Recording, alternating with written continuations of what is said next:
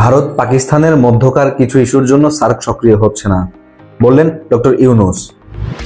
E cigarette আমদানি নিষিদ্ধ করবে সরকার, উপদেষ্টা পরিষদের সাপ্তাহিক বৈঠকে সিদ্ধান্ত। মামলার জটিলতা শেষ হলে দেশে ফিরবেন তারেক রহমান, লন্ডন থেকে ফিরে জানালেন মির্জা ফখরুল। আন্দোলন চলাকালে ইন্টারনেট বন্ধ নিয়ে পলককে জিজ্ঞাসাবাদ 18 ডিসেম্বর, জানালেন চিফ প্রসিকিউটর। 7 খুন সহ নানা ঘটনায় ক্ষমা চাইল র্যাব, স্বীকার করল আয়নাঘরের কথা। হত্যাচেষ্টা মামলায় অভিনেত্রী শমী কায়সারের জামিন স্থগিত।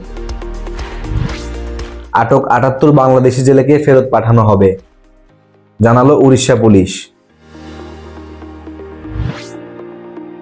সাবেক 5 এমপি ও তাদের পরিবারের সদস্যদের দেশ থেকে নিষেধাজ্ঞা। জুলাই আগস্টের ঘটনার জন্য ক্ষমা চাইলেন ডিএমপি কমিশনার। ইজতেমাকে ঘিরে টঙ্গীতে তাবলিগ জামায়াতের 2 গ্রুপের সংঘর্ষ, যান চলাচল বন্ধ। গাজায় নিঃশর্ত যুদ্ধবিরতির প্রস্তাব জাতিসংঘ সাধারণ পরিষদে পাস।